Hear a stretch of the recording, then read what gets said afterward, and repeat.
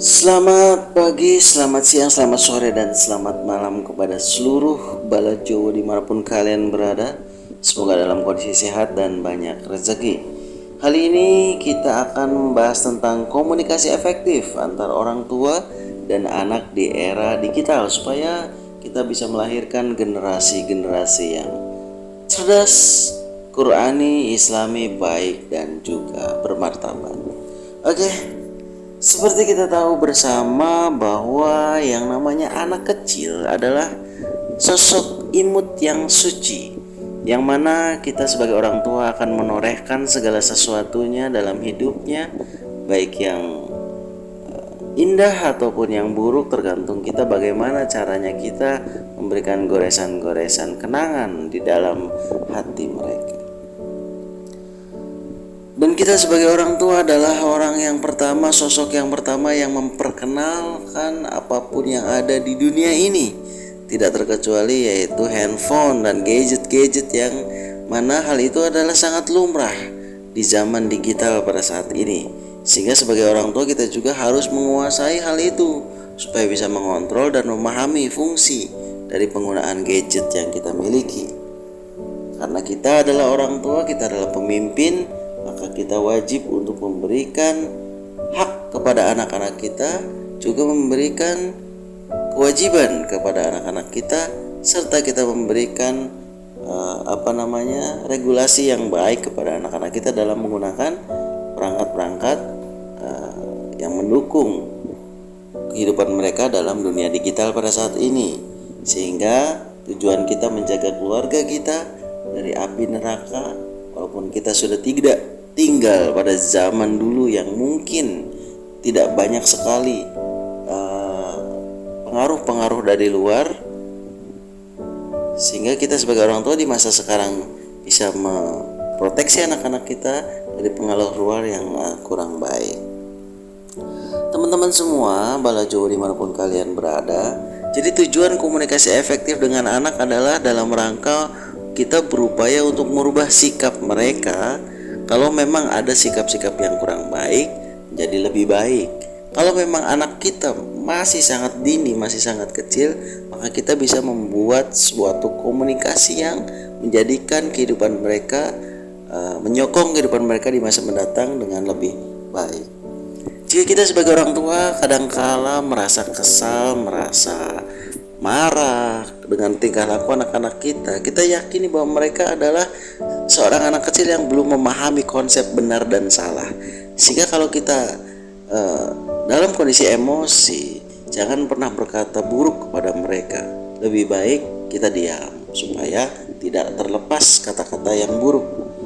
Dan berikut adalah cara menjalin komunikasi efektif dengan anak. Yang pertama, gunakan bahasa yang sopan, yang santun kepada anak.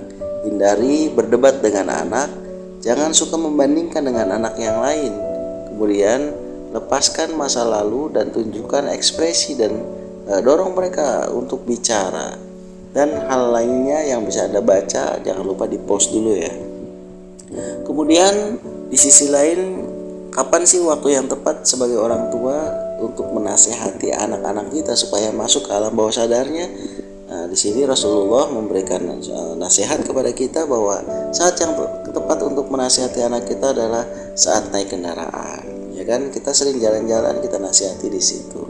Kemudian saat mereka sedang sakit dan juga saat mereka sedang makan. Mudah-mudahan apa yang disampaikan akan masuk ke dalam alam bawah sadar mereka. Karena mendidik anak di era digital itu sulit dibandingkan anak-anak di masa yang sebelumnya. Karena apa? Kita juga di sini dihadapkan pada intervensi dari luar, dari kebudayaan-kebudayaan luar yang memang banyak yang tidak baik yang mungkin disaksikan oleh anak-anak kita melalui gadget mereka. Nah, ini adalah gambaran keluarga di era digital. Mereka semua sibuk dengan gadgetnya masing-masing, dari mulai orang tua sampai anak-anaknya. Nah, satu saat mungkin kita akan mengalami hal itu. Nah, ketika kita mengalami hal itu, kita harus sadar diri bahwa ada masanya kita harus meletakkan semua gadget dan harus berkomunikasi dengan keluarga, melakukan hal-hal senormal mungkin. Dimulai dari kita sendiri. kita harus cerdas menggunakan teknologi dan internet tidak sepanjang waktu. Ada saatnya kita berkomunikasi dengan anak secara verbal, kemudian kita juga bermain dengan mereka, melatih motorik mereka, keberanian mental dan kepercayaan mereka kepada kita. Nah, itu juga harus kita desain sedemikian rupa sehingga mereka juga tidak ketinggalan dengan teknologi yang sedang berkembang pada saat ini. Nah, ini yang harus kita lakukan sebagai orang tua di era digital. Jangan lupa di-post dan dibaca ya. Karena pastikan HP orang tua tidak ada konten yang buruk-buruk untuk anak. Kemudian stop main HP saat anak mengajak bermain. Jadi kadang-kala kita bilang tunggu, sabar, kita lagi sibuk gitu menggunakan gadget. Nah, itu jangan sampai kita lakukan secara terus-menerus. Ada kalanya kita harus meletakkan itu dan lebih mengutamakan mereka gitu ya. Kemudian kita membuat aturan main kapan sih putra-putri kita bisa memainkan handphonenya, gadgetnya. Di sini jangan lupa di-post juga, kita baca ya. Di situ ada anak boleh memiliki handphone sendiri saat usia 13 tahun. Ya, itu bagusnya, tapi normalnya. Tapi saat sekarang dari kecil juga mereka sudah memiliki handphone masing-masing ya. Kemudian agar anak kita tidak kecanduan, maka kita harus sering bersama mereka bermain gitu. Seperti tadi siang juga saya membelikan spidol warna ya buat anak-anak. Ketika saya membawakan itu, mereka antusias dan langsung mencoret-coret di kertas, menggambar gitu kan. Mereka sudah melupakan handphone yang ada di tangannya. Jadi kita harus sering meluangkan waktu untuk anak ya. Nah, kemudian di sini tertulis jangan install game ya. Game oke lah diinstal. Ada beberapa game yang memang mendidik untuk anak-anak kita. Game permainan warna, game binatang, game-game yang bagus untuk anak itu banyak juga. Nah, mungkin dalam hal ini adalah jangan install game yang berbau pornografi, kekerasan dan lain sebagainya. Seperti itu ya. Jadi anak senang dengan game, kitanya harus bisa berupaya untuk membatasi mereka dengan cara tidak melarang tetapi mengalihkan perhatian mereka dengan hal-hal yang mereka senangi seperti bermain, bercanda, dongeng dan lain sebagainya. Kita harus mengeluangkan waktu seperti itu. Kalaupun kita belum terbiasa dan belum bisa bermain dengan anak-anak, maka kita sebagai orang tua harus mencoba dan belajar terus-menerus supaya menjadi orang tua yang baik untuk anak-anak kita. Kemudian kita juga tidak boleh menyediakan gadget seperti laptop di kamar mereka gitu ya. Karena apa? Ketika mereka sudah beranjak remaja, maka hal itu akan memberikan akses seluas-luasnya kepada mereka untuk menggunakan internet tanpa kontrol dari kita sebagai orang tua ya. Kemudian gadget-gadget atau PC bahkan TV Android itu diletakkan di ruang yang terbuka sehingga semua keluarga bisa menyaksikan dan bisa mengakses dan saling mengontrol konten apa sih yang harusnya kita lihat dan harusnya kita nikmati daripada ditaruh di kamar yang memang controllingnya akan sangat sulit bagi kita sebagai orang tua. Jangan sampai kita nanti suatu saat menyesal dengan apa yang sudah kita lakukan, membiarkan anak-anak kita menggunakan gadget tanpa kontrol. Jangan-jangan moral anak sudah dirusak nih, mulai dari keluarga kita di dalam rumah ya. Jangan sampai itu terjadi. Kontrol anak-anak menggunakan gadget, berikan waktu sebanyak-banyaknya untuk anak supaya tidak melulu 24 jam dengan gadgetnya. Kita sebagai orang tua harus terus belajar, harus menjadi idola bagi anak-anak kita, harus dinantikan kedatangannya.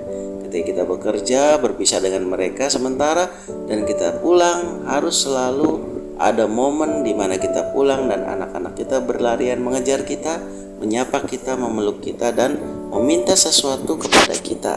Entah itu jalan-jalan ataupun bermain. Nah, itu berarti kita adalah orang tua yang diidolakan, diharapkan kehadirannya.